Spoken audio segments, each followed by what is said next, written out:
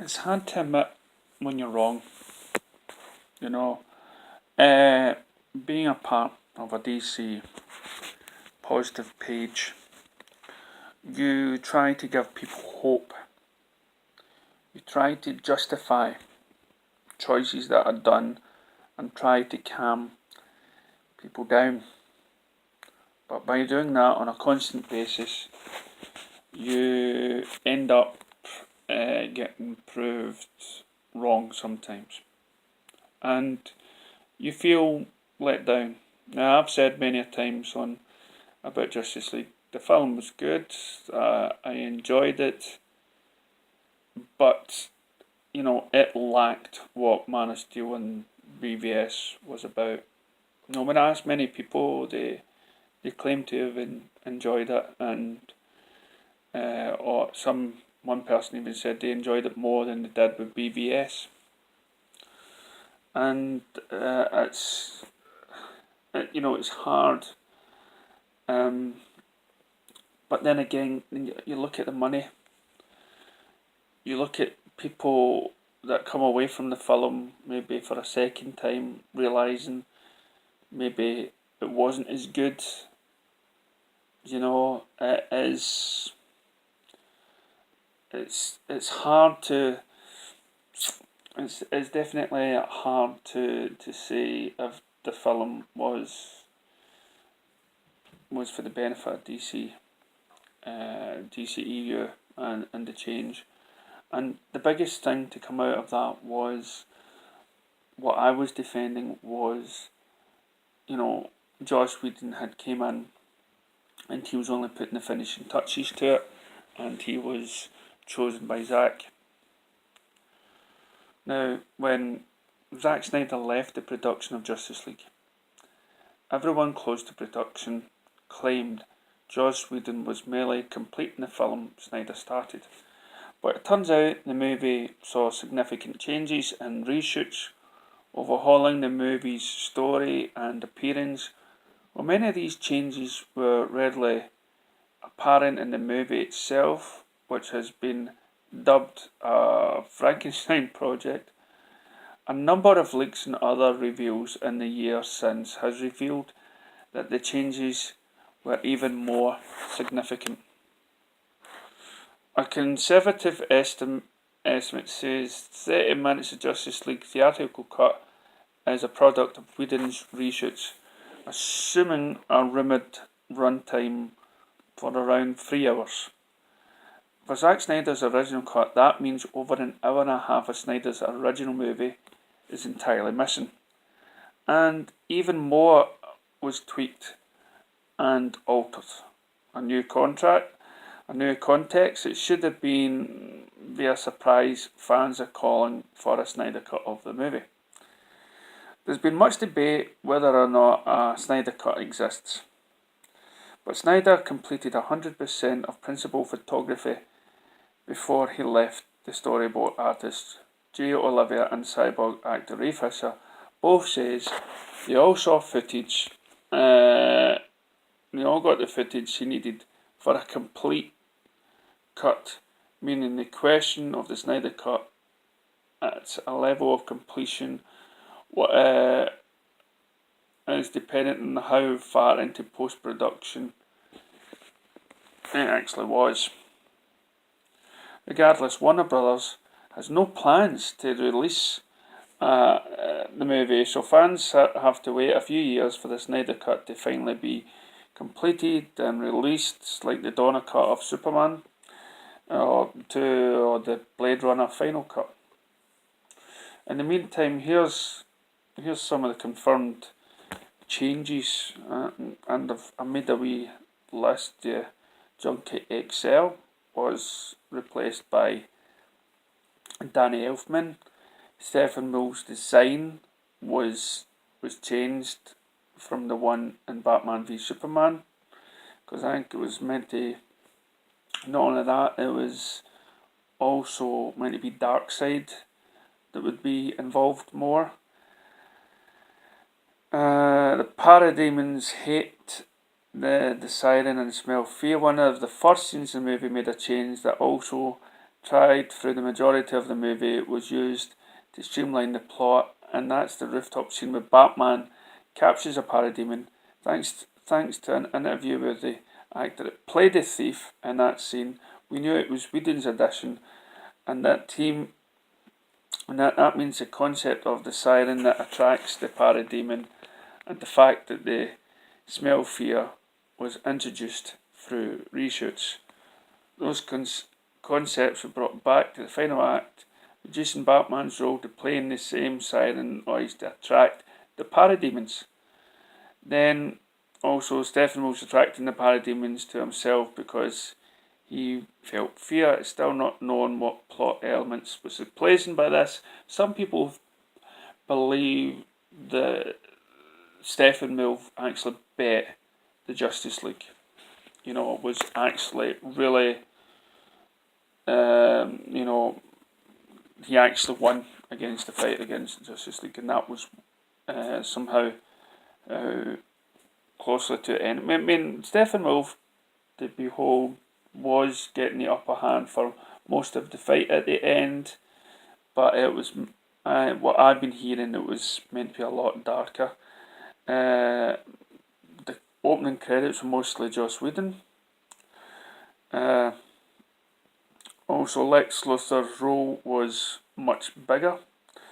Instead of Batman learning about parademons by catching them and making them explode, he was actually learning from Lex Luthor's journal and possibly from Lex Luthor. Not clear how much Lex was cut, but we know that Batman was using his journal because we've seen a couple of scenes and he makes reference to it at one point. The thing is, the journal contains information about the mother boxes Luthor didn't learn about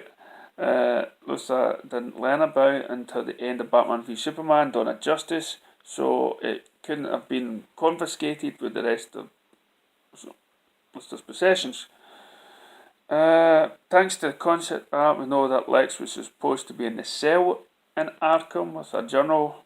Anyway, another one was Superman's story was almost entirely reshot. The changes to Superman are hard to pin down because there's some most pervasive in the whole movie. The fact that he wasn't in any marketing means there's no original footage to compare against. What is evident though is Superman reshoots, because Henry Cavill's moustache for the role Missile couldn't be shaved, meaning there's an awkward digital upper lip. And there's also some scenes where he was being a bad Superman. There was also Cyborg's bigger importance in the role and stuff. There was the Flash scene where he saves Iris West. Cyborg, where he sees a bit of his backstory with the American footballers. What else? And then what else? There was the Aquaman backstory and the Atlantis. Aquaman saw a significant bit of his backstory cut. The reshoots were made major alterations. What you saw in the trailers was different when he was going and swimming and he's getting some sort of armour for the fight, and there was told to be some stories where the Atlanteans are fighting parademons and there was a bigger fight going on there. But of course that was sort of changed because the Aquaman director wanted to be the first one to show Aquaman's Atlantis. And there was a photograph, and instead of just Cyborg and the Flash digging up Clark, the whole Justice League was at Clark Kent's home. Lois and Martha's side story was replaced. Lois and Martha both had a really small role to cut a Justice League after being two major players in both Man of Steel and BBS. So there's a more dialogue between the two of them than what we got with the wee scene in the hospital. one of the weirder major changes was, as highlighted in last year's Lois and Clark in the cornfield to Kent farm, where a similar scene in the final movie. It was almost entirely reshot, cutting. The new version removes Batman Dawn Justice by cutting the reference to Lois' engagement ring. Yep, I remember the engagement ring was in one of the trailers. What else did I put down on the list?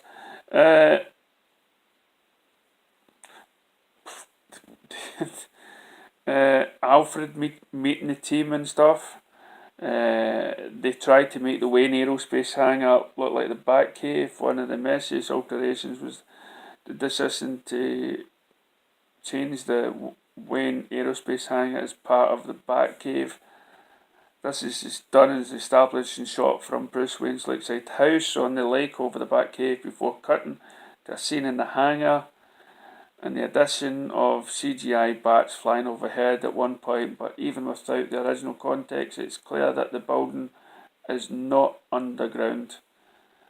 But that's sort of nitpicking. There's some scenes missing in Star Labs. What else? This is also unclear what happened after the formation of the League. Atom was meant to be in it as well. Silas Stone's death and Superman's return. Silas Stone originally died. The father actually was to kill in the first one. There was a military subplot from Justice League. There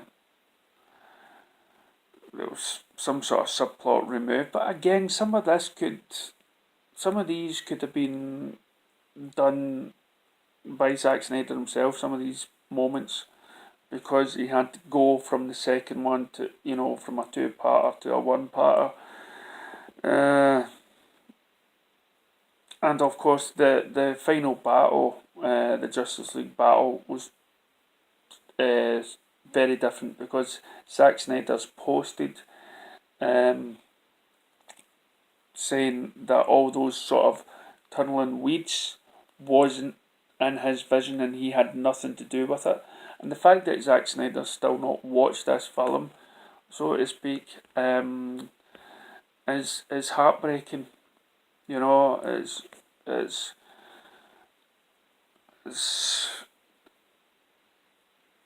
then of course you had the scenes that were put in, like Superman's black suit was made an appearance, or Superman meeting Alfred before he goes, and of course the two end scenes, the Flash scene with him running with Clark, that was a Joss Whedon thing, so we don't know if Zack had something else in mind. And the last thing that Lex said about the Legion of Doom was all about Joss and wasn't what Zack intended it to film like. So there are millions of changes done to the film, and when you put all this together, could it have made a different film? Yes, I've always said that if you added 5 minutes to a movie, it can turn the tide. You look at what Ultimate Edition did, to Batman v Superman. And this is a film that was cut, were at least missing 30 minutes. And with a different music score and a different setup of the characters and character depth, we would have got something different. And with the link with Darkseid and the whole different Superman would have been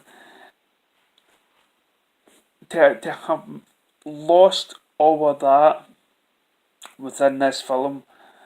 I can see why they got worried. Is because they wanted a Superman, right? They wanted a bright, cheerful Superman, but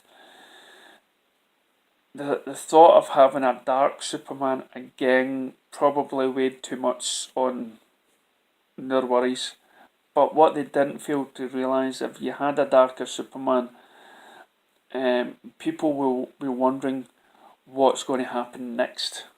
If there is the baddies winning at the end of the film, then they will quickly go and see, just like Empire Strikes Back, they will want to see how the goodies survive and come back.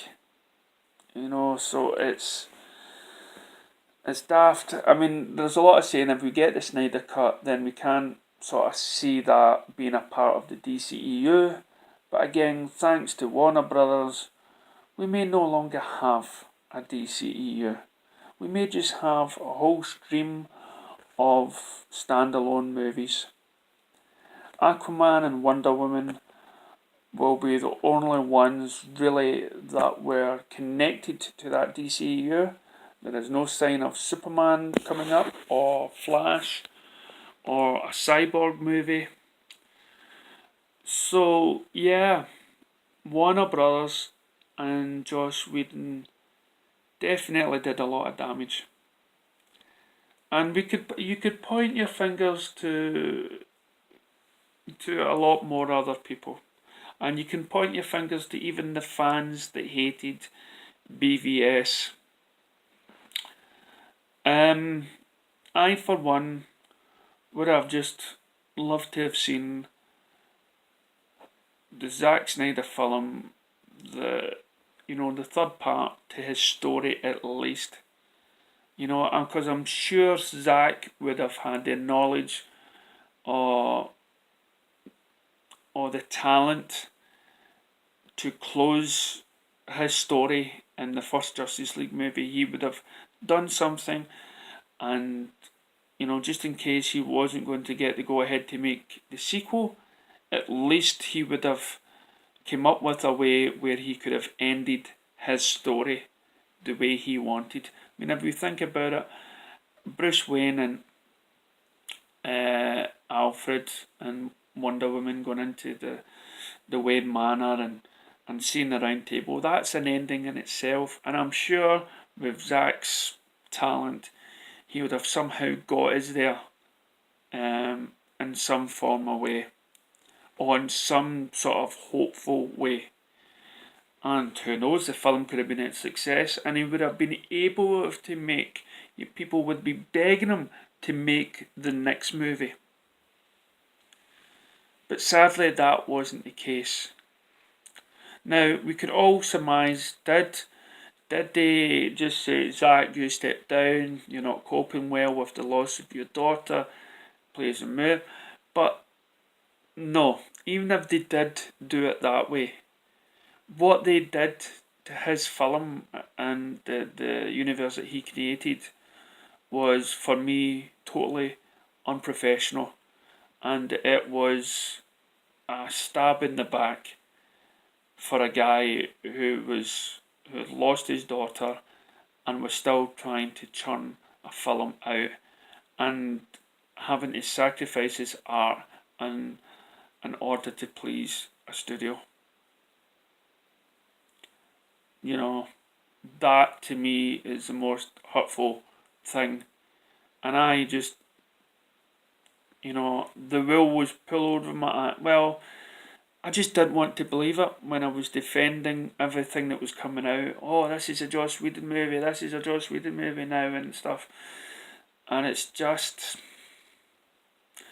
very hard to continue running a positive page. I mean, I will always support DC, and I will champion their stuff. But it doesn't mean that I will agree to the way they handle things. And the more and more time goes by, and the more evidence that Zack is putting out, I can honestly see how hurt the guy is, but at the same time trying to keep a professional thing. Because he actually said it in the making of Man of Steel, that he is, in a roundabout way, he said he is used to the studios coming in and taking the artwork of the directors and making it into something that they believe will be more profitable for them. They're just hiring him to direct a film, but where he has, I've got all the reins for the film, has got all the power and control over that film, is a different matter. And Warner Brothers should realise that they do have another James Cameron and a Steven Spielberg and Zack. But again, everyone around Zack, including the fans, let him down by not paying money to see the film, by not trying to understand that this film and his films were ahead of its time and they were trying to break the mould. And for another director to come in and totally ruin that. But again, this was another director that was getting told what to do and what and how the studio wanted the film. So here, Joss Whedon, take this film, do your business with it. Did they learn the lesson? No. Now they want a director from another Marvel movie to come in and helm a DC movie. And we all know who that is. Guardians of the Galaxy, who was just fired from Disney. So, I apologise. But again, I was only just trying to put people's mind at ease and think positive. And we should all try to say more positive words and encouragement, even though we're wrong. Doctors do it all the time.